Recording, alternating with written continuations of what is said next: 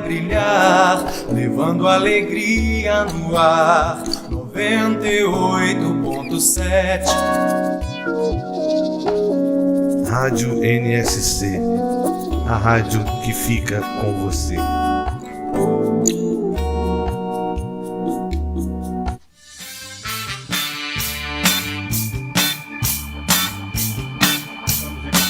Mais um programa Viva Voz Saúde pela rádio Nossa Senhora de Copacabana, na cidade maravilhosa que é a cidade do Rio de Janeiro.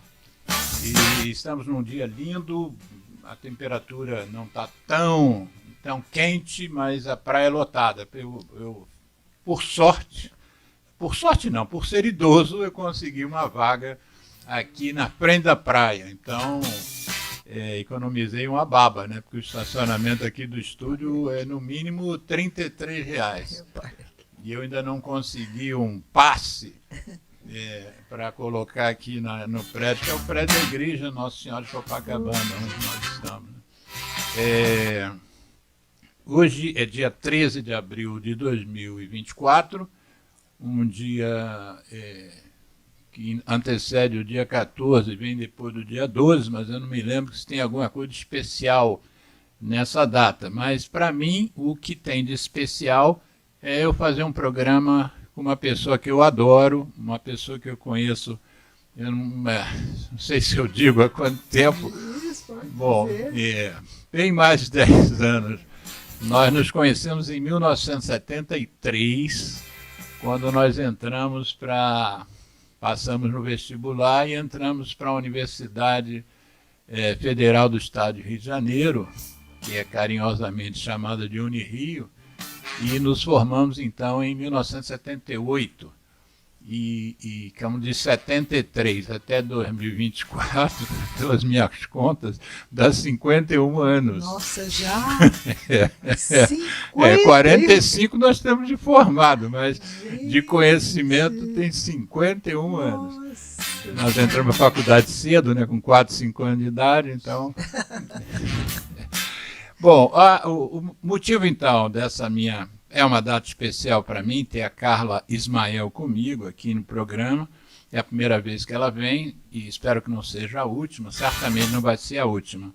Ela tem um currículo vasto que eu levei algumas horas para conseguir condensar e sumarizar para fazer a chamada do programa, mas é um currículo muito voltado para duas áreas da medicina, que são a imunologia e a cancerologia. Ela é especialista em cancerologia clínica pela Sociedade Brasileira de Cancerologia, SBC, e esse título ela fez uma prova e foi aprovada em primeiro lugar nesse concurso em 1981, não é isso? 81. Em 81. Então nós fizemos uma faculdade de medicina, são 6 anos, e via de regra, a gente acaba tendendo mais para um lado no meio da faculdade, né? Eu ia ser cardiologista, que meu pai era cardiologista. Então eu entrei para a faculdade com isso na cabeça. Mas por uma coisa do destino, eu quis fazer um estágio, né? Porque a gente nos primeiros 2 anos não tem contato com o doente, né? Na nossa faculdade. Eu queria ver doente, e meu pai, cardiologista, me arrumou um estágio no Hospital do Andaraí. Quer dizer... eu já estava no Gafre, né, que era o hospital universitário da Unirio, mas ele me arrumou uma vaga, um espaço no estágio de tarde. Depois que eu saía da faculdade, eu ia para o Andaraí. E o cardiologista que ia me dar esse suporte não trabalhava de tarde. Mas, olha, tem um colega meu aqui que é muito bom, gosta de ensinar, Felipe Benício dos Santos, pneumologista. E aí... O meu pai ficou magoadíssimo quando ele viu que eu estava costeando o alambrado, como dizia o Brizola. E aí acabei optando pela pneumologia por causa de um mestre, né? Por causa de um instrutor, de um tutor. Você se apresenta, e aí eu quero saber como é que foi que você teve esse desvio e foi fazer essas escolhas que você fez. Fala um pouquinho de você. Claro, com o maior prazer. Olha, estou muito feliz da gente estar aqui juntos. É mais de 50 anos, né? Éramos os mais novos da turma, Mais tem que novos falar isso. Também Isso a é gente tá bom velho, marcar mas isso. nem tanto, É né? bom frisar. Não, mas como é que foi isso? Lá na faculdade, igual você, né? Primeiro, segundo ano, a gente não tinha contato com o paciente, Isso. né? E aí, quando a gente passou no terceiro ano, aí para o Gafre Guine, que a gente passou a ter contato com os pacientes, né? Que eu fui para a enfermaria do professor Jacques Zulli, né? E eu, assim, me apaixonei. Aí sim, me apaixonei pela medicina realmente, né? Pelo contato humano, pelos pacientes. E o professor Jacques era reumatologia. Zulli, né? Era, lembra, né? Lembro. Era reumato. E a Era reumato... a 10ª enfermaria? Não, era Não, 10ª. décima. Eu acho que era 10ª. É, a isso pneuma mesmo. era a 9ª. É, eu acho que era 10ª. Aham. Não sei se era 8ª ou 10ª, agora você me pegou. Eu não sei, bom, era uma dessas duas. Aí, a reumato tem muito a ver com a parte imunológica, né? Sim. Com a parte... E naquela época, veja, isso há mais de 50 anos, a imunologia era uma coisa que estava começando, iniciando, e eu fiquei muito apaixonado pela imunologia. A gente tinha um ambulatório de alergia e imunologia, né? E eu fazia o ambulatório e comecei a me interessar muito pela imuno. E o professor Jacques, era assim uma cabeça muito aberta, né? Estudou na França, estudou nos Estados Unidos, era muito aberto. Então ele estimulava muito os alunos assim que gostavam de alguma coisa ou que se destacavam em alguma coisa, ele estimulava. E como é imuno, ninguém entendia nada. E eu comecei a estudar bastante, eu acabei, na época, eu dava aula para os colegas, né? Fazia as reuniões de imuno. Naquela época a gente tinha um mimeógrafo que passava aquelas folhas para discutir os casos clínicos. Ouvinte, nós somos do tempo do mimeógrafo. Nem deve Vai ter saber gente o que que é vai isso. no Google para saber o que é um mimeógrafo. Isso é um animal? Era para a gente poder reproduzir as Isso. folhas, né? É. Então... E não tinha Xerox. Não existia nada disso, né? E aí, a imuno, quer dizer, eu era, na verdade, apaixonada pela imunologia, que era uma coisa nova, que era diferente, que mostrava assim, a nossa defesa, a nossa imunidade, né? Então, era imuno. Não gostava muito dessa aplicação clínica na época, que era alergia, mas fazia ambulatório de alergia, etc. E aí passou, quando chegou no último ano, no 6º ano, tinha Internato. Isso, eu tive a oportunidade de fazer um curso da Organização Mundial de Saúde lá no Butantan, da OMS. Era um curso de pós-graduação em imuno, e todo em inglês, e era dado, inclusive um dos professores era prêmio Nobel, um dos que descobriu a imunoglobulina E. Tinha professores todos estrangeiros, tal. E o professor Jacques, mais uma vez mostrando o avanço dele, né?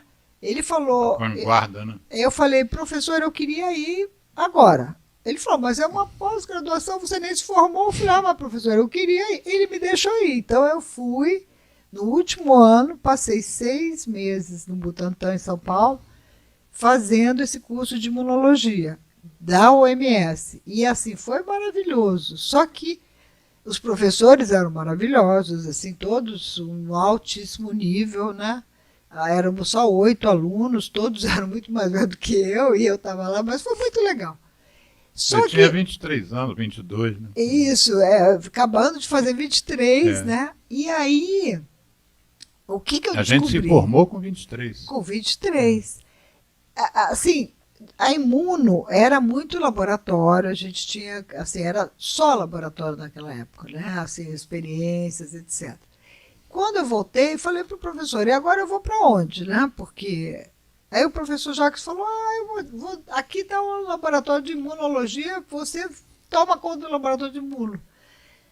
Mas eu era recém-formada, não tinha muito dinheiro, aliás, não tinha dinheiro nenhum, vamos dizer, né? Falando português, claro. Precisava trabalhar. Já trabalhava como aluna fazendo imuno. Naquela época a gente fazia teste cutâneo, fazia BCG. Tinha o professor Carlos Alberto Moraes de Sá, que infelizmente faleceu. Deixou isso. Que fazia assim, tratamento com BCG. Então, eu ia muito fazer isso durante aluna, fazia isso, ganhava alguma coisa com essa parte. Quando me formei, o laboratório tinha que fazer tudo, tinha que ter patrocinadores que pudessem nos trazer materiais, etc.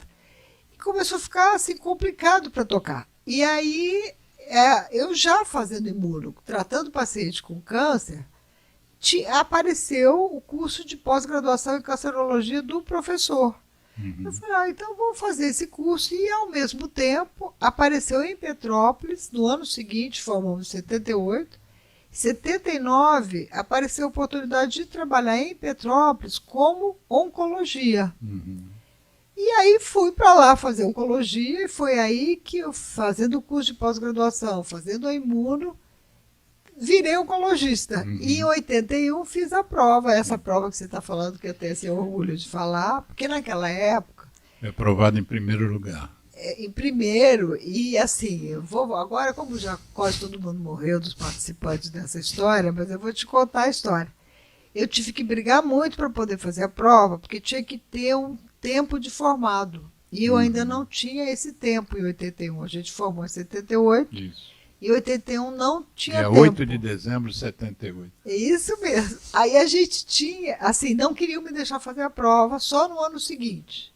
E eu tive que brigar muito para fazer, porque queria. Aí deixaram fazer, sob condições, né? Era no INCA, né, a prova. Então estávamos sentados todo mundo e tinha a banca, tudo bem, a gente era prova escrita, eu me lembro, eu escrevia assim, sobre o tratamento na época quimioterápico. Então falei sobre as drogas, sobre o ciclo das purinas, das pirimidinas, aonde que entrava cada medicamento dentro do ciclo. Escrevi acho que umas 8 folhas, assim, ó.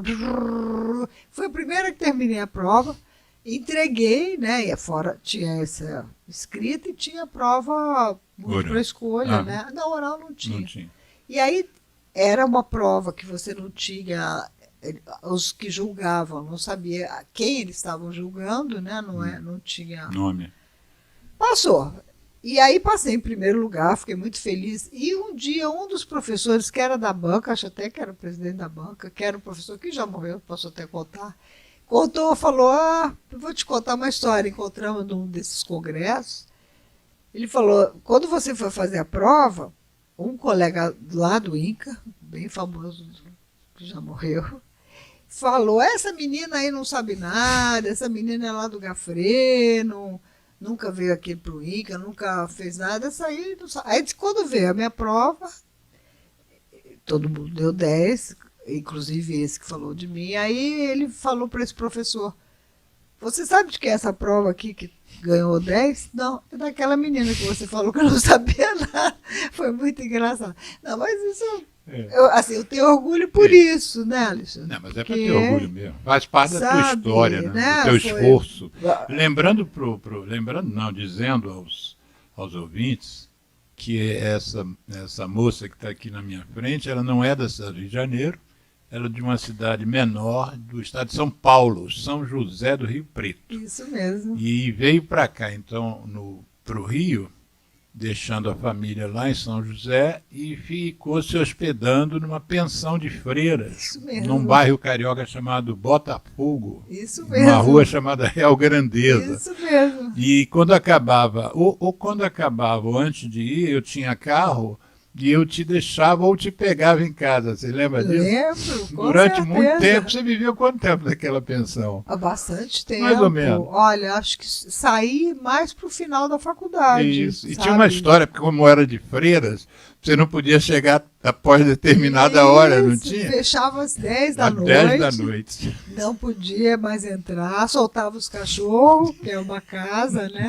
Era muito engraçado. Muito. Era um regime milico-religioso. Mas quase. as freiras gostavam muito de mim. Eu Sim. gostava muito das freiras também, porque como eu era novinha, eu subia, eu tinha mania de subir nos telhados. Você entrou para lá com 17 anos, né? Até antes, porque eu vim fazer o último ano da escola. Você fez vestibular aqui? Fiz o vestibular. Chamado científico. Com 16 anos, eu fiz os 6 últimos meses do científico no Rio, junto com o cursinho. Sim. Do Enéas. Lembra do Enéas? Lembra do Enéas? O famoso cardiologista. Enéas.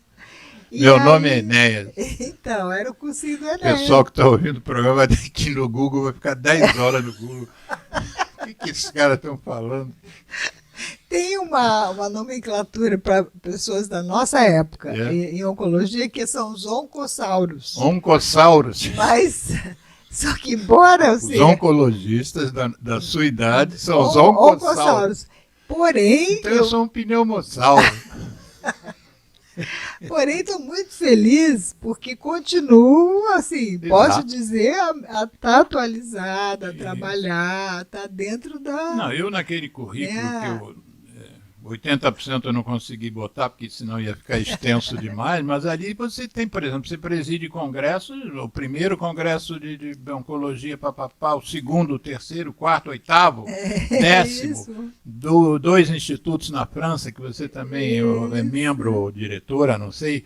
Enfim, tua vida é muito... E eu me lembro de você, novinha, uma cena que nunca mais eu esqueci. É uma coisa, chega a ser uma maldade com crianças de 17 anos fazer um curso de anatomia que a gente fazia, lembra? Nossa, lembro. O geral das pessoas tem uma cadeira chamada anatomia, que você, no primeiro ano de medicina, ou seja, você acabou de entrar, e aí você tem que... corpos de indigentes são doados para a faculdade para ensino. Então a gente ia para esse curso de anatomia, tinha aula teórica, Verdade. mas tinha também aulas práticas, que era com o cadáver. E às vezes você tinha o cadáver inteiro, ou às vezes você tinha uma articulação. E a cena que eu nunca mais esqueci foi você pegando uma articulação, não sei se do tornozelo e do joelho, que você segurava assim com a pontinha dos dedos, com uma cara, que pena que não existia celular naquela época. É outra coisa que também não tinha na nossa época. Não tinha nada disso. Você segurando aquilo, não sei nem o que comparar. Mas foi uma cena que eu nunca mais esqueci. Mas na época, a gente, não sei se você lembra também, a gente levava para casa, podia levar, não sei se você chegou a levar, osso para estudar. Podia. Aí eu cheguei no pensionato das freiras com meu saquinho de osso, toda feliz para mostrar. As freiras, no dia seguinte, me expulsaram meu osso. Que não pode, isso é um absurdo. Tive que levar de volta para a faculdade o saco dos ossos humanos, né, que a gente tinha. Humanos. E teve uma... Bom, enfim, essa eu não vou contar, porque é muito... Que não é relação a você, não, mas uma maldade que fizeram com a menina. Mas não vou contar, me recuso. Vamos agora ao seguinte. Você colocou... Eu sempre peço aos convidados para darem um nome do programa. E você... eu peço que seja um nome curto, né, para caber ali embaixo do vídeo do YouTube, tá. né? Não pode ser um parágrafo. E aí você se sugeriu, e eu, como sempre, acatei, o câncer ontem e hoje. Né? Isso. E um dos motivos que eu peço aos convidados para darem o nome é porque eles, ao nomearem, eles já estão dando o norte do programa. Né? Já estão dando assim, ó, eu acho que é bom a gente ir por aqui. Aqui tem muita coisa para a gente conversar. Verdade. Mas antes de você falar no câncer, no passado e no presente, quais são as diferenças, eu queria que você falasse assim, de uma forma que um leigo consiga entender, porque a gente chama de câncer uma coisa ampla demais, né? São centenas, eu acho, de cânceres. Mas o câncer em si, o que é esse fenômeno dentro da natureza que não é só humana, né? E pode acontecer em animais também. O meu cão anterior ao atual morreu de um melanoma. De mucosa de boca. Não sabia que o cão tinha melanoma. Melanoma, porque aquela boca às vezes meio para fora, né? O sol ali, a incidência. Mas como você definiria para um leigo o que é esse fenômeno que a gente chama rotula de câncer? Câncer é o seguinte, é uma célula normal que ela se modifica por alguma razão, externa ou interna, e que tem a capacidade de se duplicar e de invadir tecidos, ou seja onde for. Então é uma modificação de uma célula normal e que tem essa capacidade de invadir e de se multiplicar.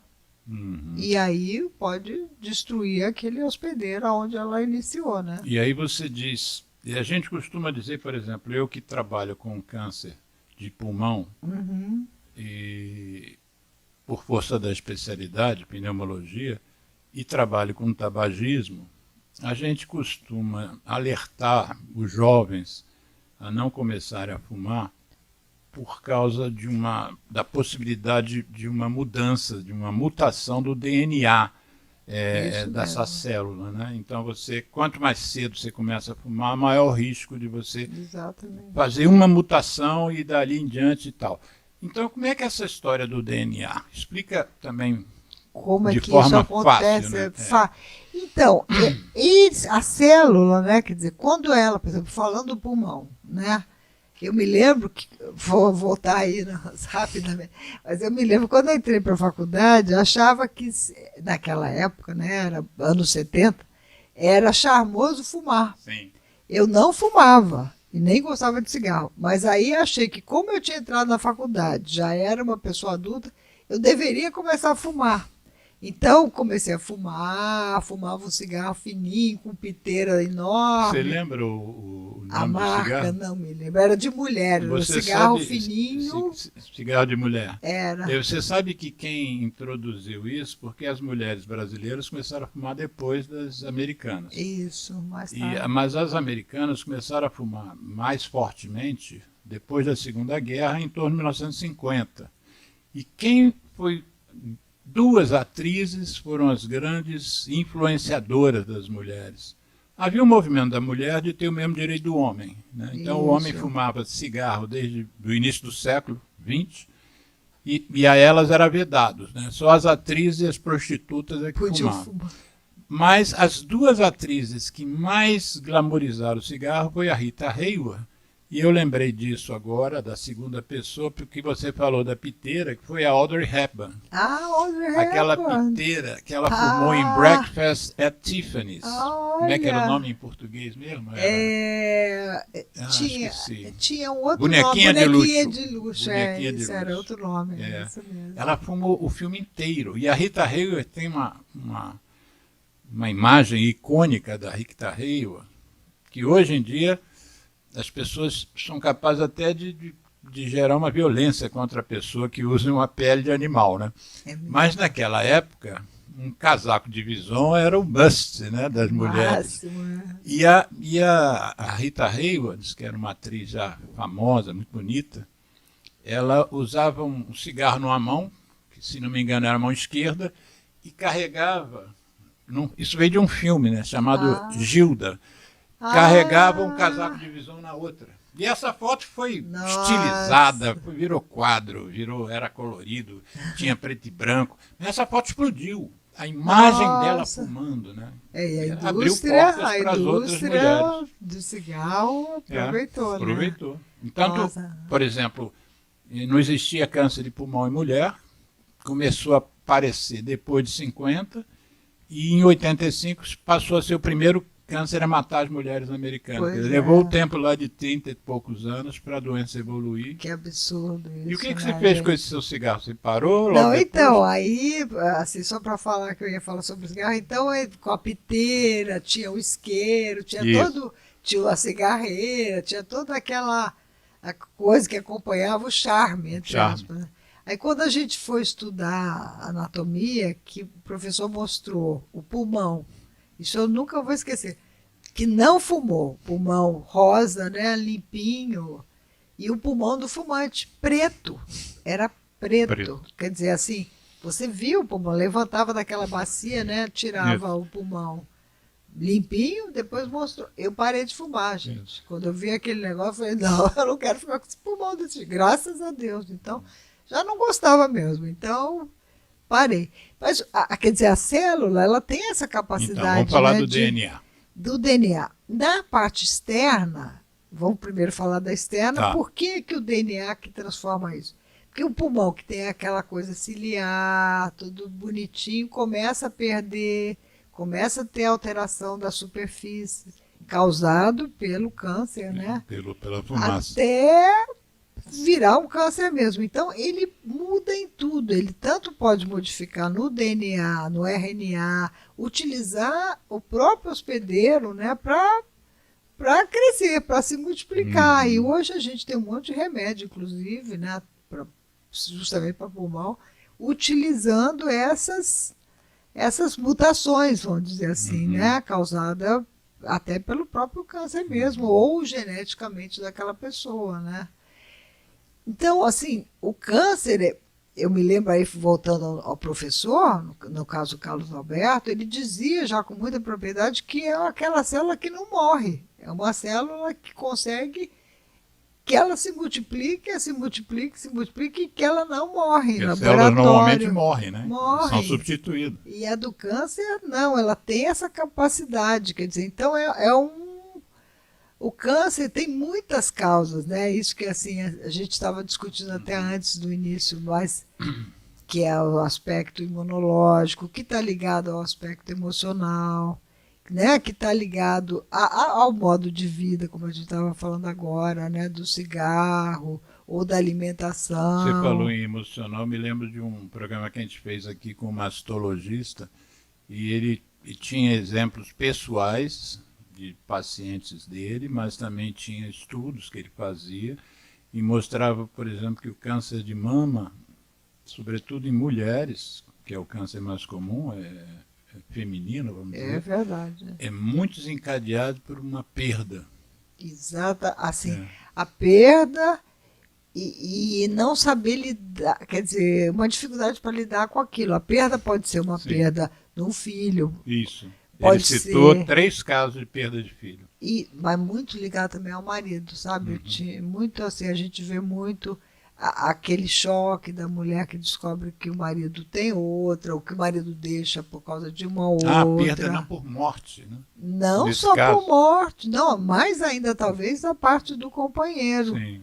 E uma das coisas do tratamento que eu acho, que continua desde 40 anos e que continua até hoje, é mostrar para aquela pessoa que tem que mudar a rota, que ela tem que sair daquela rota de morte, porque é uma rota de morte. Se você teve o câncer porque ficou chocada, ou porque perdeu o filho, ou porque o marido fez alguma coisa, ou por uma outra razão, tem que mudar essa rota para a vida. Isso. Então, né, você não só tratar o tratamento que a gente vai fazer, mas tratar também a tua cabeça, a tua vida, a tua perspectiva.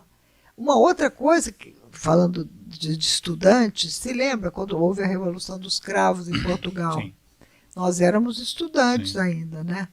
E aqui no Brasil vieram muitos portugueses fugidos, sem nada, porque tinham uma vida boa lá, tinham tudo, passaram aqui, às vezes até necessidade.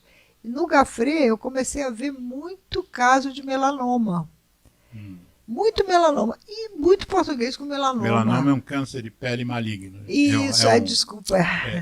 É um câncer maligno. Da pele. Oh, meu Deus, é um câncer de pele, um dos mais malignos que existe. Isso, né? é o que pode dar metástase à distância, Isso. né? E que está Foi o que matou meu cachorro. altamente, no humano, pelo menos, ligado à parte emocional. Sabia, Alexandre? Eu descobri isso estudante.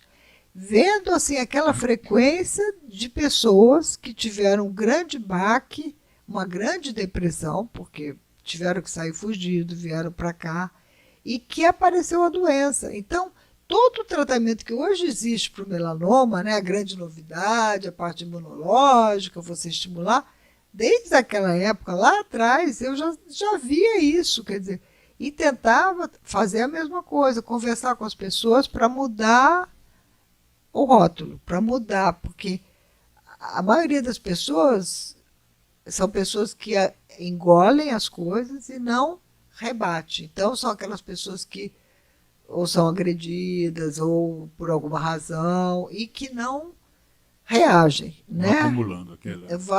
E que falam, não tem dificuldade para dizer não. Então, os meus pacientes, na primeira consulta, no primeiro dia, depois de examinar, seja onde for o melanoma, seja qual for o estádio da doença, eu tento mostrar para eles que tem que mudar.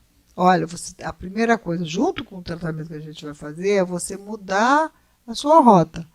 Passar a entender que você vai falar não, seja para quem for, para o teu filho, para o teu marido, não vai, você não quer, você vai dizer não. E vai mudar, vai, se te agredirem, não é sair brigando também, dando soco, não é isso.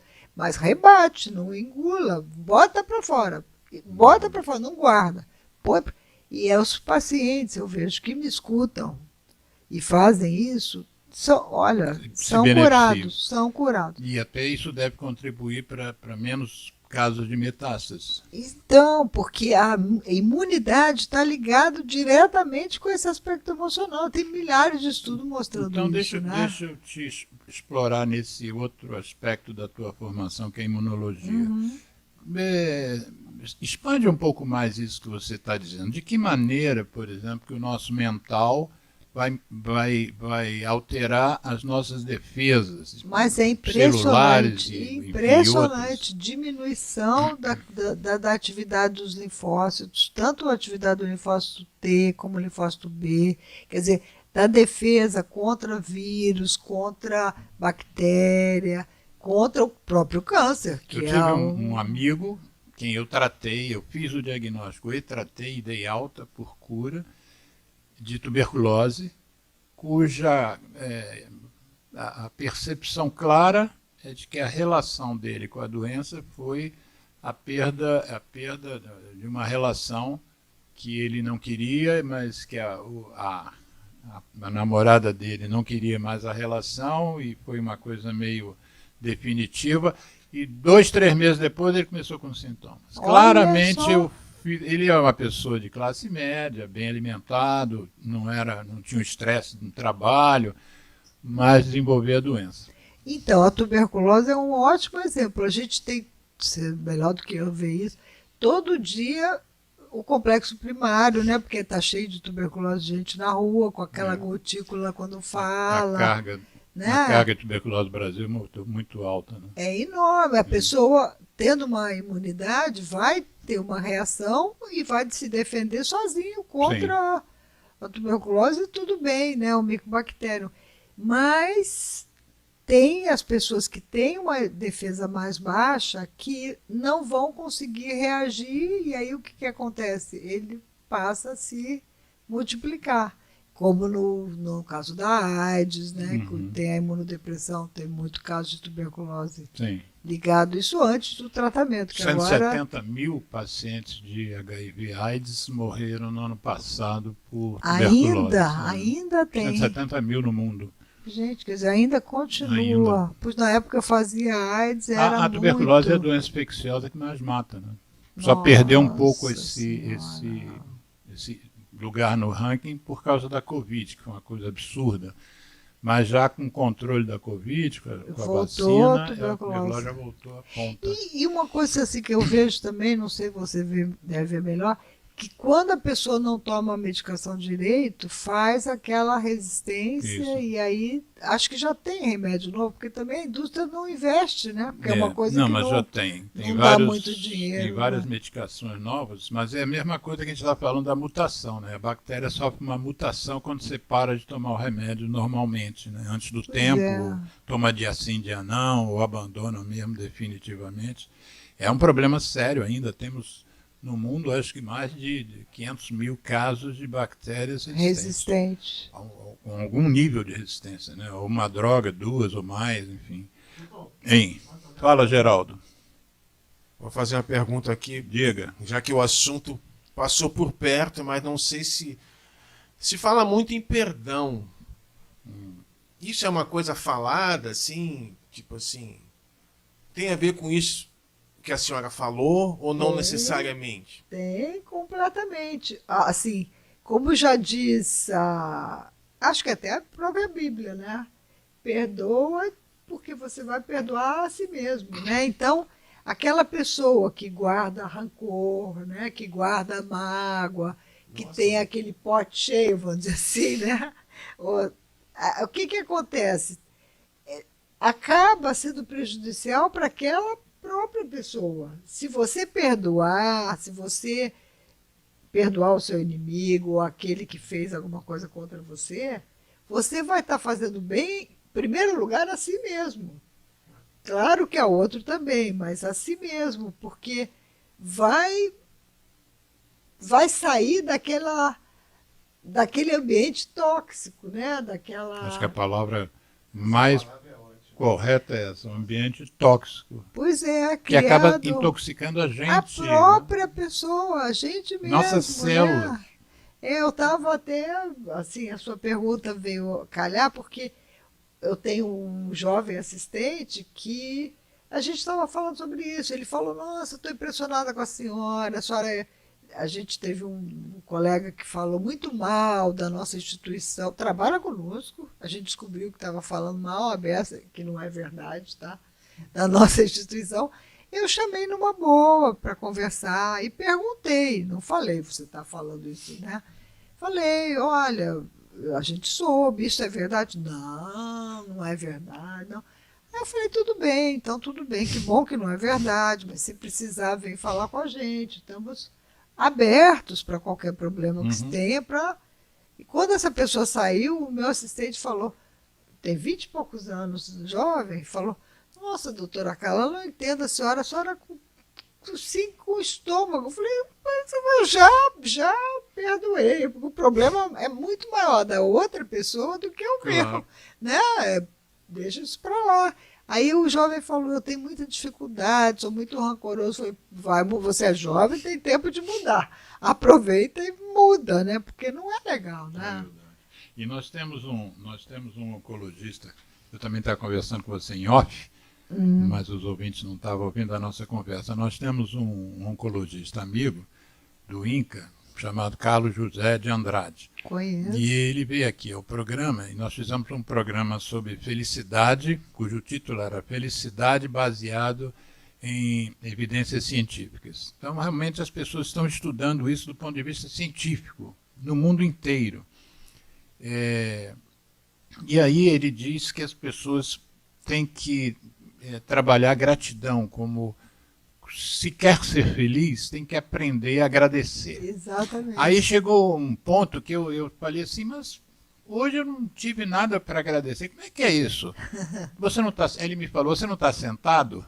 Então agradeça aquele que fez a cadeira que você está sentado. Olha que legal. Quer dizer, é uma mudança de paradigma, né, da sua relação com o mundo, né? Você nunca pensa que essa mesa aqui alguém se dedicou, não sei quantas horas, lixou, invernizou, para estar aqui. Alguém trouxe no 9º andar desse prédio, nosso estúdio, né? Alguém fez esse trabalho e você nem sabe quem foi, é um desconhecido, né? E aí, quando eu comentei isso, eu sabia que sua filha estava na França. Você me disse que a tese dela, após o curso, foi sobre a gratidão, né? Exatamente. Fala em francês, fica bonito. Gratitude. Isso. Gratitude. Mas eu fiquei impressionada porque os franceses são muito, assim, eles não, em geral, né? Tem muita dificuldade para... ver esse outro lado, né? O lado espiritual, o lado mais humano, o lado... Enfim, eles são muito... né? Mais concretos. E eu fiquei impressionada porque ela quis fazer essa tese e teve aceitação muito boa lá da faculdade, né? Foi em Lyon, e os professores também. Então, assim... ela falou exatamente isso, mostrando os estudos, exatamente isso, onde você aprende a ter a gratidão, aprende mesmo, né? Isso é uma coisa ensinável. Ensinável. E assim, no meu caso, por exemplo, vou até te dar um exemplo pessoal. Na época do Covid, eu tive Covid antes da vacina, um Covid gravíssimo, né? Pulmonar, foi a reação do meu próprio organismo muito grande, mas o pulmão ficou muito ruim, até para ir para a UTI, graças a Deus não precisei entrar no respirador. Mas depois que saí, todos os dias agradeço, primeiro, de estar viva, segundo, de estar com saúde, né? E terceiro, que eu estou nadando, estou andando, estou fazendo alguma coisa, de estar fazendo, porque é impressionante. E as pessoas que passaram por isso, assim, uma coisa muito complicada, todas elas, se você conversar, a maioria agradecem todo dia de estar vivo, né? Não, você sabe que eu eu sou membro de uma sociedade chamada Sociedade Teosófica, que é uma sociedade que foi criada por uma russa e apoiada por um americano. O americano, na verdade, foi entrevistar a russa, e ele era coronel, o nome dele é Coronel Olcott, e ele era coronel jornalista, então ele foi entrevistar a russa. Ele se apaixonou pelo que a russa dizia. A russa chama-se Helena Petrovna Blavatsky. Se apaixonou por aquilo e falou: olha, você tem que ir comigo para os Estados Unidos, porque o que você está dizendo aqui, meu país precisa ouvir. Olha. E ela foi, mas depois voltou, e a sede da Sociedade Teosófica, na verdade, é uma cidade hoje chamada Madras, na Índia. Mas por que eu falei isso? Existe um dos livros assim importantes que a sociedade estimula que a gente leia, chamado Os Deuses no Desterro.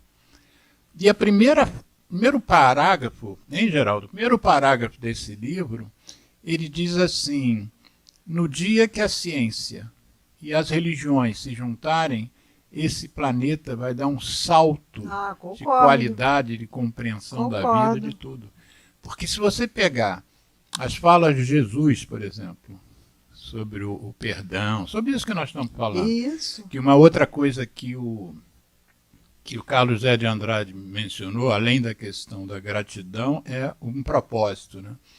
Você ter um propósito na vida contribui muito para você evitar doenças, para você evitar depressão, para você evitar uma série de questões que são do dia a dia. Com certeza. Porque você acorda pensando naquele propósito, né? Eu quero fazer isso por alguém, por essa coletividade, por essa comunidade, pelo país, pelo mundo, né? Você é outra visão de mundo. Você não olha mais só para você, Exatamente. Que eu acho que esse é um dos grandes problemas da nossa humanidade, a gente olhar só para o nosso próprio umbigo, como a gente diz, né? É egoísta, né? A gente tem que transformar isso em altruísmo, de uma certa forma. E as religiões, aparentemente diferentes, mas como eu sou da Sociedade Teosófica, como eu estudo várias, a gente vê que os princípios das religiões são muito semelhantes. Por exemplo, quando Jesus fala em fraternidade, Buda fala em unidade. Quando você vê a essência do que Buda achava de unidade, o que Jesus intuía como fraternidade, é exatamente a mesma coisa. Pois é. A percepção de que eu e o outro, nós somos a mesma coisa, que isso tudo aqui é uma coisa só, eu, nós, o geral, quem está nos ouvindo. Não é? Todos os avatares, os iniciados, dizem isso. E a ciência está provando isso também. Eu me lembro de um geneticista falando sobre a questão de raça, que era um negro, porque a raça... Não existe isso, todos nós somos negros e brancos. É verdade. Concordo. Mas... Eu pedi a minha convidada que peça a filha para me mandar essa tese dela sobre gratidão. E eu vou botar, quando ela mandar, eu vou botar o link no programa a quem quiser ler. Porque você vê, não só o programa dizia felicidade baseada em evidência científica, como a sua filha, médica, na França, fez uma tese sobre gratidão. Exatamente. E a importância da gratidão. É a ciência se juntando com o resto todo. E mostrando, né, com estudos, mostrando randomizado, mostrando que realmente, se você, aquela pessoa que tem gratidão, você vê nos pacientes também, né? Aquele paciente que acredita, muito mais, assim, aquela pessoa que acredita em alguma coisa, né? Em algum Deus ou em alguma coisa, vai muito melhor do que quem não acredita em nada, né? É difícil, porque você não tem alguma coisa a mais, né, para... E hoje também, aqui no Brasil, a gente tem a maior comunidade também espírita do mundo, talvez, aqui no Brasil, né?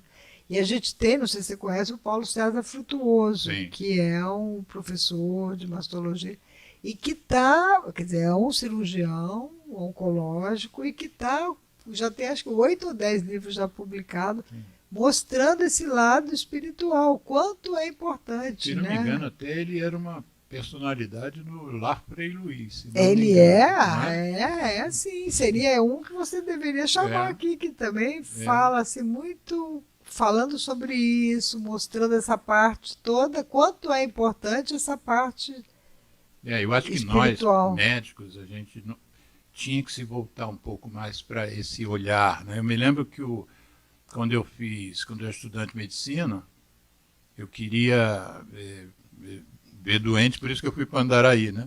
Mas também meu pai era amigo do diretor do Hospital Miguel Couto, que é um dos maiores hospitais de emergência aqui do Rio, para quem não é da cidade. E meu pai era amigo do diretor, perguntou se podia, eu no primeiro ano de medicina, se eu podia frequentar. E aí o diretor permitiu. Eu levei 2 colegas de turma, Kisuto e Carlinhos. Nossa! Que eram os nomes deles à época. Kisuto até hoje. Mas aí fomos nós 3. E para uma equipe que era quinta-noite, terça de tarde, que a gente não ia porque a gente tinha faculdade, e domingo de 15 em 15. E o chefe dessa equipe chamava-se Ronaldo Gazola. Não, o Ronaldo foi presidente do Frei Luiz. Sei, cirurgião, Isso. super, né, cirurgião. Ele foi, vou mencionar uma outra coisa aqui que os mais jovens também talvez desconheçam, mas houve um incidente político no Rio de Janeiro, em que explodiram uma bomba, a bomba era para ser colocada embaixo do palco, onde tinha um evento de 1º de maio, né? Dia do Trabalhador, lá no Rio Centro, e tinham 2 militares dentro de um Puma, um sargento e um capitão, e a bomba detonou no colo do sargento. Nossa, o sargento foi embora na hora e o capitão teve as vísceras colocadas para fora. Ele foi levado para o Miguel Couto no plantão do Ronaldo Gazola. Então, o indivíduo chegou lá morto e eu acho que está vivo até hoje. Né? É mesmo? O capitão, que a gente chamava de Capitão Bomba. Gente! E o Gazola, então, era um sujeito extremamente técnico, cirurgião que normalmente é mais pragmático, né? Não fica folcloreando igual o clínico. Mas ele, ao mesmo tempo, era espírita e era o presidente da casa. Da casa, foi. Muito depois a esposa dele também. Tinha uma placa com o nome dele lá, Ronaldo Gazola. Hoje é nome de um hospital lá em Acari, né? No hospital do município. Mesmo. Carlinha, nós vamos fazer um intervalo. Tá bom. E vai tocar uma música que tem relação com cigarro, que eu não sei qual que o Geraldo vai escolher. Tá. E daqui a pouco a gente volta. Ótimo. Tempo de tomar uma água que você ainda não tomou. Tá bom, vamos embora tomar. ZYU 201, Associação Comunitária Nossa Senhora de Copacabana, 98,7 FM, Rua Hilário de Gouveia, 36, 9º andar, Copacabana, Rio de Janeiro. Telefone 3649-3411. E-mail estudionsc@gmail.com.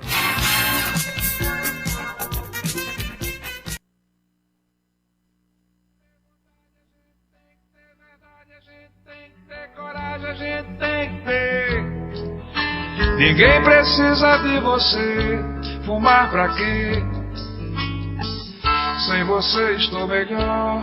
Porque meus sentidos me dão mais prazer. Sinto mais felicidade sem saudade de você. Sinto mais cheiro da flor que amor. Já nem lembro tanto de você.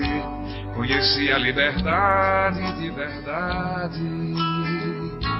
Fumar pra quê? Mais tarde do que nunca, nunca é tarde pra aprender. Nem foi difícil assim te esquecer. Tudo é questão de querer vencer. Saúde a gente tem que ter, vontade a gente tem que ter, verdade a gente tem que ter, coragem a gente tem que ter. Ninguém precisa de você. Fumar pra quê?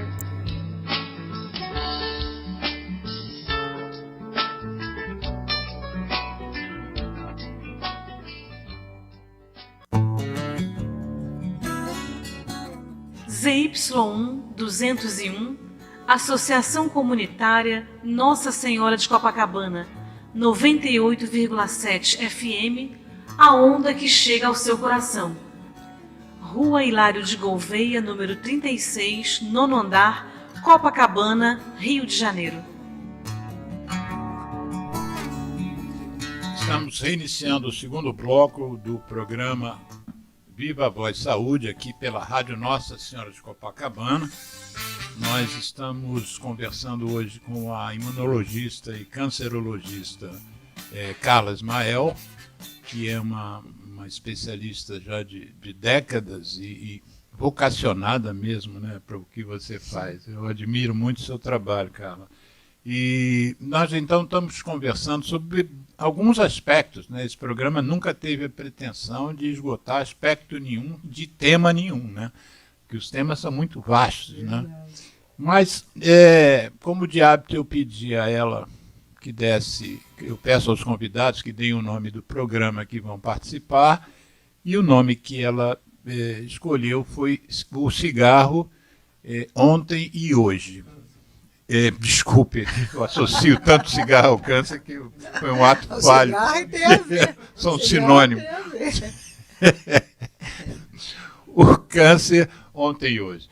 Então fala um pouquinho disso que te passou pela cabeça. Então, assim, quando você me sugeriu, eu pensei justamente nisso. A gente é colega de turma, né? Nós somos formados há bastante tempo. Então, desde aquela época, o que era o câncer nos anos 70, porque, por incrível que pareça, eu sou dos anos 70, né? Já estava lá nos anos 70. E até hoje, nos anos 2024, nos anos 2000 e mais, né? Tanta coisa mudou, né? Então, assim, acho que vale a pena para quem está nos escutando, primeira coisa, que o câncer deixou de ser tabu. Porque antes você não falava câncer, as pessoas falavam aquela doença. Isso. Inclusive fiz vários artigos falando sobre isso, aquela doença. Como não deveria ser falado assim? Como você deveria falar, porque quando você nomina, você já está enfrentando. Né? Quando você fala o câncer, eu tenho câncer, então você já está enfrentando o câncer. Agora aquela doença, naquela...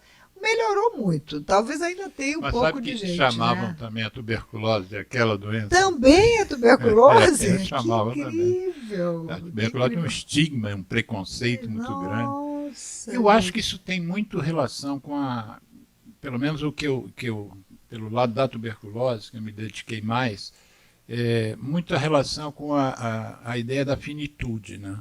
Por exemplo, eu durante um período, assim, acho que um ano, todo paciente que eu fazia diagnóstico de tuberculose, ao final da consulta, assim, informalmente, conversando, eu perguntava, quando eu disse que você estava tuberculoso, tinha dado positivo para tuberculose seu exame, qual foi o sentimento que você teve? Aí ele dizia, assim, eu fiz uma estatística, nem publiquei isso, mas em torno de 80% diziam, vou morrer. Olha só. O primeiro pensamento que vinha, eu recebi o diagnóstico. E eu acho que o câncer também tem esse estigma, né? Exatamente. Ele tem por isso, talvez, a nossa dificuldade, porque a gente não sabe, sobretudo nós ocidentais, a gente não sabe lidar com a morte, né? A gente acha que a morte é o fim de tudo, né? De repente, com certeza não é, né? Também com a criação que a gente teve, né? Enfim, diferente de uma criação de um oriental, mas vamos lá. Então, naquela época, e durante muito tempo, desde os anos 70 até agora, era o primeiro nome, não se falava em câncer. Hoje, assim, mudou tanta coisa, fico tão feliz, porque naquela época também não tinha internet, não tinha essa possibilidade da gente poder difundir tanta a informação. Mas hoje, quando você vê pessoas famosas, né, como a Preta Gil, que mostrando a colostomia, mostrando que não precisa ter vergonha de você estar com uma bolsinha, sabe? Então, quanta coisa que está melhorando, né? Quer dizer, então, por que eu pensei assim, dar uma linha um pouco do tempo, já falando primeiro o nome, falando sobre o preconceito, falando como as pessoas hoje em dia estão enfrentando muito melhor, as famílias, porque vinha a família para você, chegava a família primeiro, olha, não pode falar para fulano que está com câncer. Eu ouvi muito isso. Ah, por favor. Aí eu não falava nada, quando chegava a pessoa ali, eu, dependendo, vendo se era possível realmente, Eu falava, a família queria me matar, mas eu falava na frente da Não, família, isso, né? isso que você está dizendo, é bom que os ouvintes saibam que não é um exagero da sua parte. Várias vezes, eu, em relação ao câncer de pulmão, recebi esse pedido e quase que uma ordem que a Exato. família queria dar para a gente de não pode falar para ele que está com câncer. Mas imagina, então como é que vai tratar se você não sabe do que você tem, né? Então, desde aquela época lá atrás, eu chegava e falava, e a pessoa aceitava muito bem, porque sabia que ia lutar ali junto, ia tratar junto, ia fazer o esforço. Agora, se você vai mentir, já começa errado, Começa né? errado. Não. Então, Totalmente assim, errado. naqueles anos 70, né? Eu sou lá desses anos, né? Somos. O que acontecia? Na cirurgia, né? O grande tratamento era cirúrgico e radioterápico, né? Muito mais cirúrgico e radioterápico. Então tinha-se coisa muito agressiva, né? A cirurgia, por exemplo, para câncer de mama. Se tirava a mama toda, se ia, inclusive o músculo, a pessoa ficava ali no osso, né? Se achava que quanto mais radical fosse o tratamento Maior chance de cirúrgico, cura. né? Maior seria a cura, mas as pessoas não pensavam naquela famosa célula que vai para a circulação, tanto sanguínea como linfática, né? Que você tem que tratar, né? Mesmo se arrancando tudo, a pessoa ainda voltava, né? A doença. Então, o que aconteceu? Cada vez com o passar do tempo, vamos falar da mama, porque o que acontece? Na mulher, o tumor de mama no mundo inteiro, não é só aqui no Brasil, é o tumor mais comum que a gente tem. Assim, o mais comum aqui no Brasil é o de pele. Uhum. Mas o de pele não é um tumor que mata, na grande maioria das vezes, né? Temos só que ter cuidado com o sol e proteção. Mas depois da pele, a mama na mulher é o primeiro tumor. Não é o que mais mata, mas é a primeira incidência aqui no Brasil e no mundo. Então vamos falar sobre esse tumor, que é o tumor mais comum, né? Que é o tumor mais comum que a gente tem. Naquela época você fazia cirurgia, fazia radioterapia e se tivesse que fazer quimioterapia eram muito poucas drogas, né? A gente tinha o CMF, que era um esquema com 3 drogas, o FAC e acho que não tinha mais nada naquela época, né? Nos anos 70. Depois foi melhorando, foram aparecendo mais drogas, falando do meu lado, né? Oncológico. O Taxol, foi descoberto o Taxol, que foi uma grande revolução, que ajudou muito, tanto o Pacle como o Docetaxel, foram drogas que ajudaram muito no tratamento da mama. A gente tinha, e isso é uma coisa assim, Alexandre, que eu gostaria de falar para o nosso ouvinte, que estiver nos ouvindo, até hoje, eu estou há mais de 40 anos na oncologia, até hoje continua chegando mulheres com câncer localmente avançado. Até hoje. Isso já existia nos anos 70, continua existindo nos anos 2000 e 2024. Então, mulheres, não tenham medo. Se tiver algum nódulo, não adianta ficar com medo de não ir procurar do que é, do que se trata, porque tem cura.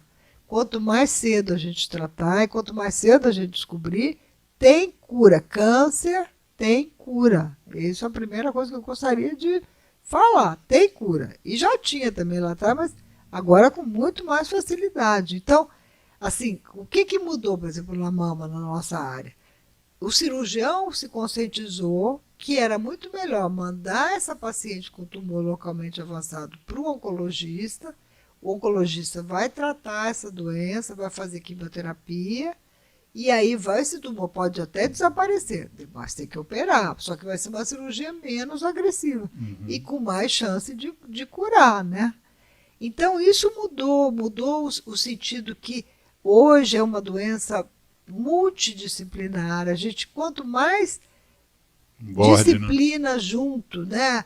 Você ter a rádio junto, o oncologista, o cirurgião, a psicologia, o patologista, todo mundo junto é muito melhor para tratar esse paciente, né? Quer dizer, são vários, esse tratamento em conjunto. Antigamente, na minha época lá, vamos voltar nos anos 70, quem eram os donos dos pacientes eram os cirurgiões.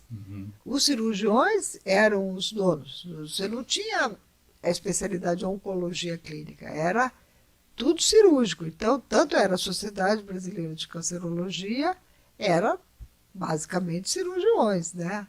E radioterapeutas, mas com o tempo a gente passou a ter a Sociedade de Oncologia Clínica. Quer dizer, os clínicos foram se transformando em Em cancerologista cancerologista clínico. E aí foi se vendo a importância, o cirurgião, que normalmente é muito. Não vou falar mal do cirurgião, mas a maioria assim, é muito. Se acha que o tratamento é o que vai resolver. Isso mudou, né? Passou a atuar em conjunto. A radioterapia, que era uma radioterapia muito, assim, com muitos efeitos colaterais, porque a gente não tinha essa radioterapia que hoje temos. Hoje a gente tem, assim, maravilhosamente, pode proteger, no caso, por exemplo, da próstata, que é o tumor mais comum no homem, né? Mais comum na mulher é a mama, mais comum no homem é a próstata, isso no mundo inteiro, no Brasil e no resto do mundo. Então, hoje, quando vai tratar com rádio, a gente pode proteger o reto, pode proteger a bexiga, pode proteger um monte de coisa que antigamente não tinha. Então mudou essa radioterapia também. Mudou o tratamento oncológico em tudo, em todas as doenças. E a cirurgia deixou de ser agressiva para ser uma cirurgia muito menor. Hoje a gente tem até robô, né? Sabe que tem os robôs que estão aí operando. Quer dizer, não é o robô que opera, na E verdade. às vezes não, com frequência, com desfechos melhores, quando o Melhores. indivíduo tem condições de ser submetido a uma cirurgia robótica. Exatamente. Então, assim, o cirurgião está ali por trás do manipulando o robô, mas é muito melhor. A visão do robô é muito maior do que a visão do homem, né? A gente fez um programa aqui sobre cirurgia robótica e uma das coisas que o cirurgião disse é que os robôs, às vezes você tinha um cirurgião muito experiente, melhor cirurgião, vamos dizer, mas ele envelhecia. E ao envelhecer, os tremores aparecem. Exato. Então ele disse que os robôs conseguiram prolongar a vida de bons cirurgiões, porque reduz o tremor, parece que em 18 vezes. Olha que maravilha. É um negócio muito interessante. Então, tem cirurgiões que iriam já estar se desligando e não, agora ele está... Tá lá, que legal. Se tiver interesse em se desenvolver nessa área, né, claro. Não sabia disso. Eu vou separar um trechinho do programa e vou colocar aqui na hora da edição e vou mandar para você também. Que legal. Então, quer dizer, cirurgicamente melhorou muito nesses anos. Radioterapia melhorou muito, quer dizer, cada vez mais só no alvo, né? Você consegue pegar aquele alvo tridimensional, tratar só aquele alvo. E na oncologia, o desenvolvimento de tantos remédios, né? Não só químio, mas imunoterápico também, terapia-alvo, né? A gente na mama, vou voltar na mama, porque eu trato muito a mama, até pela quantidade e por gostar também, né? Então, gosto muito de próstata e gosto muito de mama, de tratar as pessoas.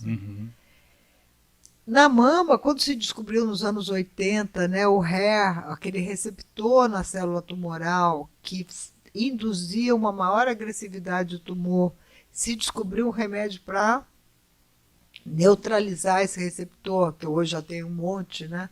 O que aconteceu? Mudou a vida desses pacientes. A gente passou a ter uma diferença enorme, tanto na doença inicial como na doença avançada. Então, quanta coisa que hoje mudou no pulmão, né? O pulmão era uma doença que não tinha tratamento, a gente tinha só que cirurgia, que era muito pouco, porque a maioria não era inoperável, né? Radioterapia, químio, que era uma químio... Ainda hoje, a maioria inoperável. Com cisplatina, assim, com um resultado, mas muito pequeno. Como o pulmão mudou, como tem remédio hoje para você tratar, né? Assim, e como os pacientes estão vivendo... E tem a ideia também da neoadjuvância, né? Pois é, quer dizer, você começar igual na mão, primeiro tratar químio com rádio, depois opera. Depois poder operar, tem paciente curado, tem paciente de pulmão, cheio de paciente aí bem curado, normal, ou mesmo até metastático que tem uma vida normal, né? Vamos voltar para uma coisa que você trouxe há uns minutinhos atrás, mas que me ficou na cabeça a história do diagnóstico tardio. Eu me lembro de um caso que me mandaram, que eu contei na radiografia de tórax, 48 nódulos Nossa. bipulmonares, quer dizer, nos dois Nossa. pulmões. E aquilo ali, evidentemente, estava escrito. Isso aqui são nódulos metastáticos, não são Nossa. primários. Nenhum tinha característica de ser primário de pulmão. Aí eu fui examinar, tinha visto primeiro o raio-x, porque foi um parente que levou, depois eu fui examinar a pessoa. Era uma mulher e ela tinha uma ferida na mama. Quer dizer, não só ela tinha, deve ter tido lá atrás, um nódulo, como se eclodiu, externalizou, vamos dizer assim. E ela nunca tinha feito o diagnóstico daquela lesão de mama, com medo, com vergonha, e ficou com aquilo mais de 6 meses, a ponto de externalizar. Aí eu fico pensando, eu queria ouvir novamente você sobre isso, sobre a necessidade e a importância do diagnóstico ser feito quanto mais rápido, melhor. Porque nós temos também um número inaceitável de mortes de mulheres por neoplasias de colo de útero. Exatamente. Uma coisa que no primeiro mundo caiu radicalmente. Não existe mais. Eles nem sabem tratar. Não Na sabe- França não sabem mais tratar, porque não tem. Não tem. Não tem mais. Então, me fala dessas duas coisas que afetam as mulheres. Eu espero que as mulheres que estão nos ouvindo agora e que possam transmitir, divulgar esse programa também para frente. Isso serve para o homem também, com a próstata, mas enfim, vamos falar dessas duas questões, mama e câncer de colo de útero. Então, olha só, eu vou falar do colo, depois eu falo da mama. O colo de útero é muito importante ir ao ginecologista ou ir, no caso, ao posto de saúde, fazer o Papa Nicolau, examinar se tem alguma mutação, porque o câncer de colo de útero, se pego inicialmente, é uma doença completamente curável, e que nem precisa tirar o útero, só se tira um cone do útero, né? Então, não precisa nem fazer mais nada. Então, é curável. E agora, no Brasil, inclusive, no mundo inteiro, a gente pode prevenir o câncer de colo de útero com a vacina do HPV, que em meninos e meninas. Hoje, aqui no Brasil, nós temos a vacina tetravalente, é dado Estendeu pelo governo. a idade, né? Estendeu. Era de 9 a 14 anos. Isso, é dado pelo governo. Então, E em estabelecimento privado é R$1.000. Então, mas Então, é no de público- graça, é de graça. Quer dizer, então, essas crianças, ou mães que têm meninas e meninos também, leve ao posto de saúde, façam a vacina do HPV, porque, inclusive agora é uma só dose, antigamente eram 2, agora é em uma só. Uhum. E a gente pode evitar, não vai ter mais a doença, gente, não vai ter a doença, o câncer de colo de útero. Olha só, assim, na França, eu te falei da França, porque lá eles nem sabem mais tratar, antigamente tratavam, né? Tinha a bracterapia, tinha a radioterapia, tinha a cirurgia, tinha um cirurgião especializado. Hoje em dia não tem mais tumor, a não ser quando vem dos países Sim. assim, que são francofone, mas que não é vamos dizer, o continente, né? É. E aqui a gente ainda continua a ter tumor avançado de colo de útero, de pacientes jovens, pacientes cada vez mais jovens, inclusive, que é mais agressivo o tumor, né? Então a gente queria falar para vocês, vale a pena procurar, se tiver algum sangramento, se tiver qualquer coisa diferente, não tenha medo, procure o diagnóstico, porque a gente tem como tratar. Mesmo avançado, a gente faz rádio com químio, com resposta muito boa, sabe? Às vezes pode operar, se for o caso ou não. Então, é muito importante isso, a gente procurar. Quanto mais cedo é a cura. E na mama é a mesma coisa. Notou alguma coisa diferente, notou uma mudança na pele, ou no bico da mama, que entrou para dentro, ou se tem algum nódulo, procure, não tenha medo. Eu sei que aqui, o paciente do SUS é complicado, é difícil aqui no Rio de Janeiro. Nós, em Petrópolis, é mais fácil, a gente consegue realmente, talvez por ser menor, por ter bons PSF, a gente consegue fazer o diagnóstico, fazer o tratamento e operar, e radiar, fazer como um todo, né? Mas quanto mais cedo você conseguir procurar e ver do que se trata, é melhor. E no caso, por exemplo, de outra doença da sua área, né? O câncer de pulmão. Gente, vamos parar de fumar, né? Os jovens estão fumando, os mais velhos até estão deixando de fumar, mas o perigo que a indústria está atacando são os adolescentes, são os jovens nos colégios, nas escolas. O fumo está diretamente ligado ao câncer de pulmão, né? E é um tumor que, mesmo tendo um monte de tratamento, é um tumor muito grave, muito, assim, é difícil para tratar, então é muito melhor prevenir, né? Então, o cigarro é uma praga, a indústria é pior ainda, né? Porque usa de todos a artimanha para poder pegar, e hoje eles estão visando os jovens, estão visando os adolescentes. Na verdade, eles sempre visaram, mas agora eles estão sofisticando, né? Eles estão colocando aqueles aditivos de aroma e de sabor, que aqueles aditivos, aqueles sabores não são feitos para os fumantes, né? Os fumantes já adultos, claro, não querem fumar morango, eles querem fumar o cigarro que eles sempre fumaram.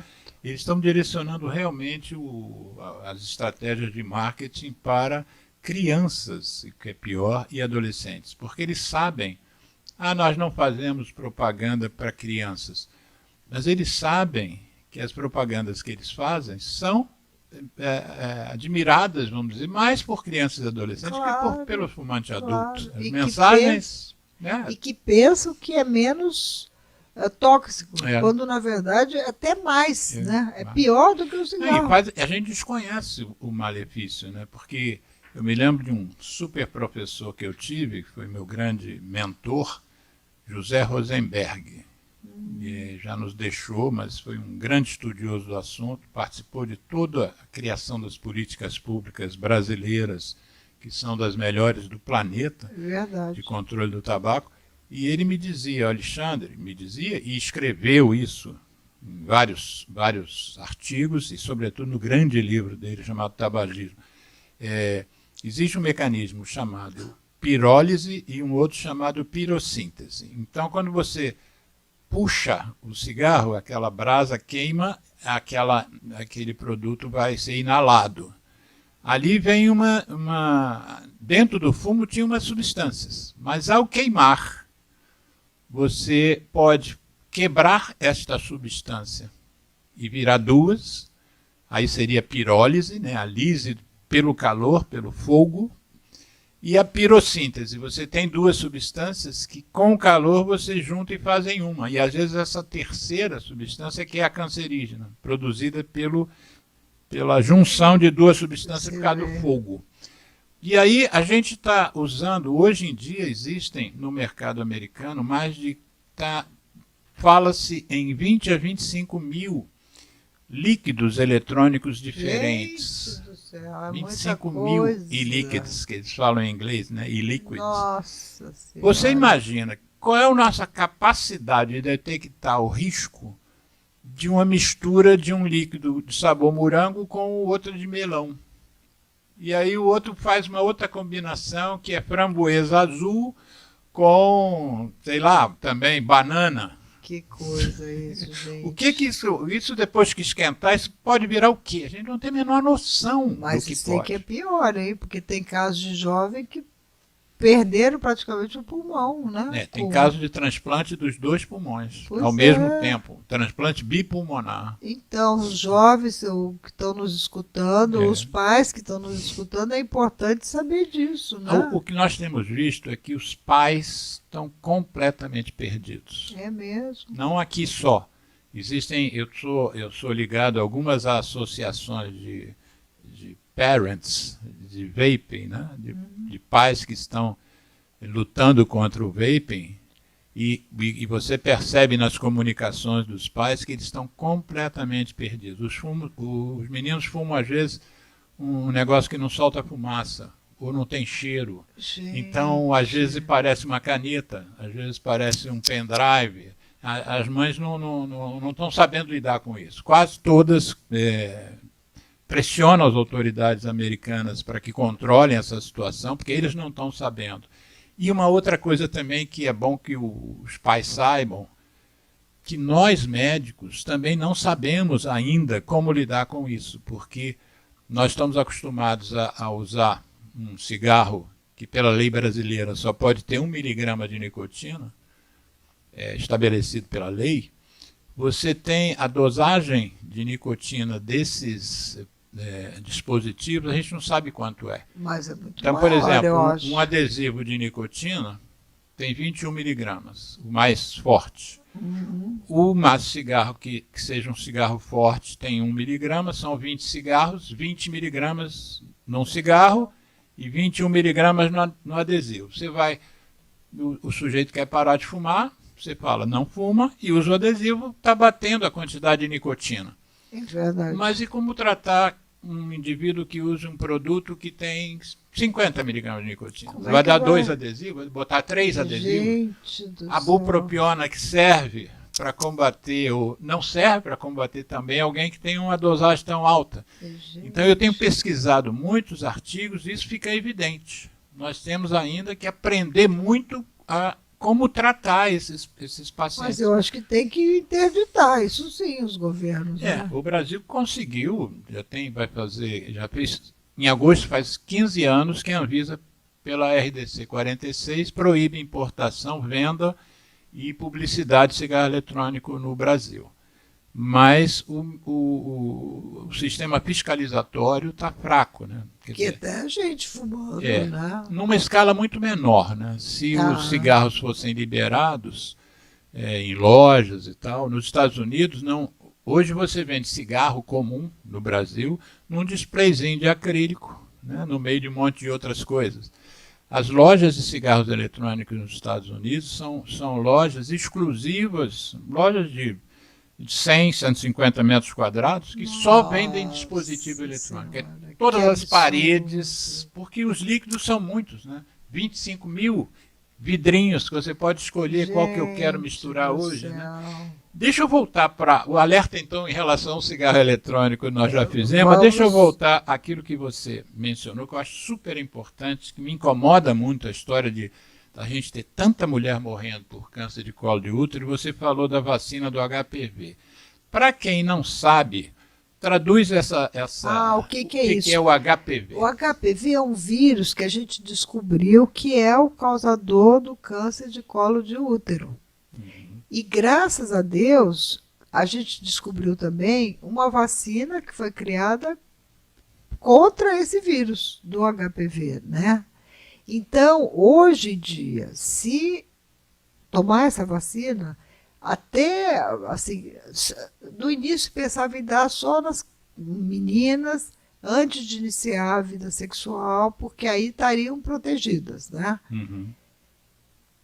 Com uma campanha muito grande, eu faço parte desse grupo que começou, que fez a campanha, etc., para a parte do governo, né? E hoje a gente está progredindo, consegue a televisão mostrando, conseguiu ampliar essa vacinação, né? Até 18 anos. Até 18, mas continua baixa essa procura, então é importante as mães, os pais saberem que é uma forma de evitar realmente o causador do câncer de colo de útero é o vírus HPV.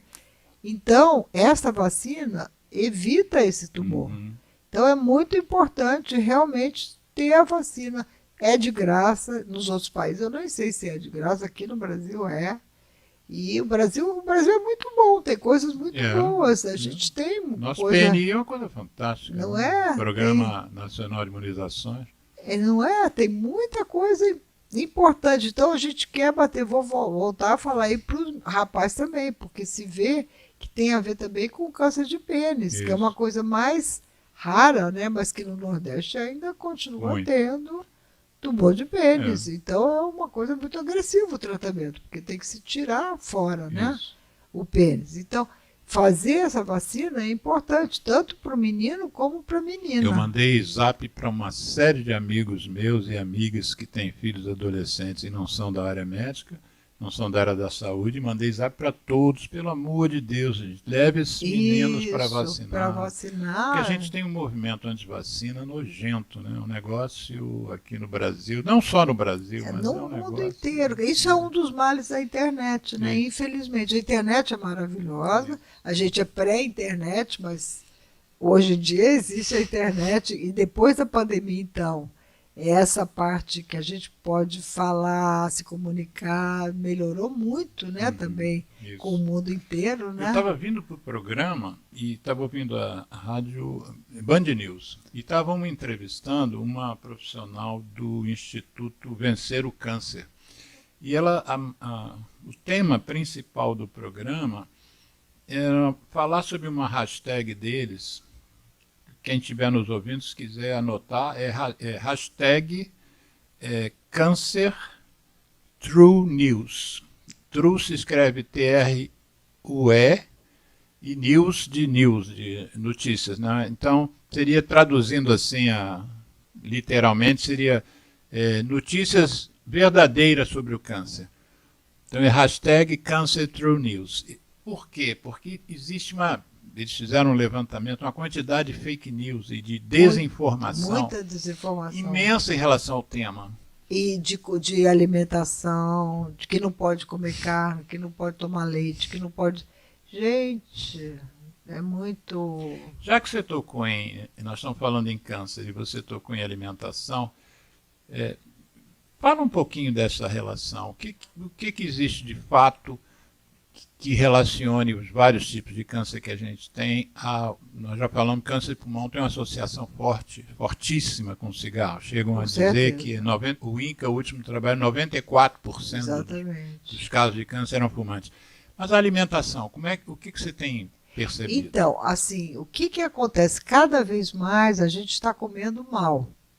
Já existia, já é comprovado, né, que o uso de alimento defumado, salgado, processado, tem assim, uma maior implicação com o câncer todo do trato digestivo. Traduz esses tipos de alimento na prática. Assim, na prática, são aqueles alimentos que são os alimentos mais baratos, infelizmente, Então, né? Que fala as alguns. pessoas... os enlatados, embutidos, né? Salsicha, esses de lata, né? Que você...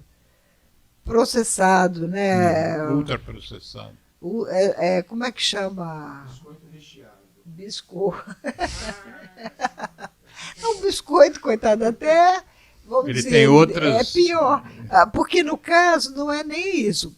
Esse defumado, salgado, ele tem a ver com o processo cancerígeno mesmo, né? Eles fazem uma metabolização dentro do organismo que da nitrosamina, que é um potente cancerígeno, que causa câncer por onde passa, né? Esôfago, estômago, intestino, bexiga, quando excretado via urinária, né? Rim. Então, não é que não pode, mas a gente não deveria comer tanto desses alimentos. Deveria comer muito pouquinho. E qual é o outro problema do biscoito que ele falou? Que é a gordura, que é outro mal do nosso tempo, né? As pessoas não tinham esse índice de obesidade. Você que gosta de... Não que goste, mas você tem interesse em estudar e trabalhar mais com a questão da mama. Qual a relação da obesidade com o CA de mama? Então, as mulheres obesas com câncer de mama tendem a ter uma evolução pior. Por quê? Porque a gordura ela se transforma, metaboliza endogenamente, em estrogênio. E o estrogênio é um dos causadores, quer dizer, não se deve usar estrogênio quem teve câncer de mama. Então, já tem 1000 trabalhos aí mostrando que é ruim você, com câncer de mama, ficar gordo ou continuar gordo. Então, é muito importante o exercício físico, procurar e assim, manter um controle do peso. Eu sei que é complicado, mas é importante isso, né? Saber. Então, esse atual, a gente está com um problema no nosso século, né? Que as pessoas não estão se mexendo, ficam no telefone. Até para andar na rua com o telefone, para atravessar a rua, não estão se relacionando. Um rapaz bater com a cabeça no poste. Mas o pior é que é verdade. Gente, né? Não pode. Assim, então, essa parte de alimentação é muito importante. A gente está vendo jovens, 20 e poucos anos, com câncer gástrico. Isso no passado, Câncer de voltando estômago. para essa parte lá do estômago, voltando para aquela anos 70, 80, e claro que existia câncer de estômago nas pessoas bem mais velhas, né? Há mais de 60 anos, 70 anos, 20 anos, 20 e poucos anos, e não são poucos, a gente tem pego isso. Então é uma coisa assim meio surpreendente. Por quê? Por que está acontecendo isso? Acho que está acontecendo, está muito ligado à parte alimentar, Ambiente, né? a parte assim de não comer saudavelmente, né? De não comer legume, fruta. Tem uma expressão que as nutricionistas, a gente já trouxe várias aqui ao programa, e daqui a 2 programas a gente deve trazer uma outra que nunca veio aqui. Nós vamos falar sobre as gorduras, azeites Exato. e tal, porque nós não sabemos nada, né? As pessoas falam porque gordura saturada, insaturada, o azeite É virgem, verdade. extra virgem, acidez X, não sabemos de nada. É né? verdade, Que às vezes é o é que, verdade. o que o supermercado diz que é bom, baixo É preço. verdade, é verdade. Rapidamente, que nós estamos voando o programa. Atividade física, que se mencionou, independente da obesidade ou não obesidade, câncer e sedentarismo. A atividade física é fundamental, não só para o corpo, mas principalmente naquilo que a gente falou antes, para a cabeça. Porque vai liberar a serotonina, vai liberar aqueles enzimas do bem, benéfica, que a pessoa vai se sentir bem, vai estar feliz, vai ficar mais feliz. O exercício não só é o cansaço, mas dá também felicidade. É bom, faz bem. Por exemplo, eu nado, vou dizer. Então, chega uma hora, 800 metros em diante, que eu acho que é a hora que começa a liberar esses hormônios. É uma sensação muito boa. A pessoa fica bem, fica feliz, fica, entendeu? Eu perdi mais de 20 quilos, porque eu sou um dog walker. Olha, isso é muito bom. Eu levo o Capitão Milagres para passear de manhã e de noite, mais ou menos 2,5 km por dia. Olha, que de bom. manhã e 2,5 à noite, 5 km por dia. E é um prazer. Tá Eu vendo? aprendi que, além de ser uma tarefa, É bom, também um prazer para mim. é bom. Não só a companhia dele, que ele sabe que eu adoro, mas o fato de estar ali andando e vendo gente, vendo vitrine. Caminhando. É. E, andar é o exercício mais barato que tem, não custa nada. custa nada. É zero, não precisa ir para academia, não precisa. As pessoas, eu vou para academia. Não precisa, vai andar, anda de manhã, de noite. Voltando a mama e útero. Mamografia a partir de que idade, de quanto tempo? 40 anos, a partir de 40 anos, uma vez por ano. No Brasil, existe uma outra recomendação do governo, mas eu acho que é mais por fatores econômicos, que dizem que é a partir de 50 a cada 2 anos. A gente não concorda, tá? Quer dizer, os oncologistas não concordam com Não, isso. seria a partir de 40 anual, porque você consegue pegar uma coisa bem no início mesmo. Sim. Aquela microcalcificação agrupada, que você vai olhar, é um tumor in situ, quer dizer, um tumor que ainda não invadiu nada, né? A partir de 40 anos, uma vez por ano, Uma é a vez por recomendação, ano. e o SUS de 2 em 2 a partir de 50. Isso. O exame que você chamou de Papa Nicolau, que as pessoas chamam de preventivo para a Isso. questão do útero. Esse até pode ser de 2 em 2 anos, é muito importante a partir do início da vida sexual, não importando a idade. É importante fazer esse exame. Não importa a idade. Não Se importa. a vida sexual começou aos Isso, 18, já tem que faz começar a o fazer exame, com certeza. aos 20 e direto. Com certeza, De muito 2 em 2 importante. anos. De E isso o 2 em SUS 2. faz sem nenhum problema. O SUS faz sem nenhum problema. A própria mamografia também, nós lá em Petrópolis fazemos para todo mundo quando é necessário. E a gente tem o programa de detecção, que agora é um outro assunto, que eu não sei nem se eu posso entrar ou se faço um outro dia, Nós fazemos outro programa. e que é a E o detecção. Geraldo é exigentíssimo com a questão, ele fica fazendo assim, É. estala dedo. Doutora, tem aquele exame de esmagamento de seio. Eu não tenho mamografia, seio, graças a Deus. mamografia. Mas eu conheço mulheres que têm Você não que tem seio, esmaga você o tem seio mama. assim. Coitada das mulheres. Tem que fazer esse exame. É a não, mamografia. É mamografia, mas não é esmagamento, não. Essa mamografia é muito É que bom. o homem é muito corajoso, sabe? A mamografia não é tão ruim, é muito rápido. Aperta e solta logo. Quer dizer, aperta, mas solta, né? Não fica apertando ali aquele negócio.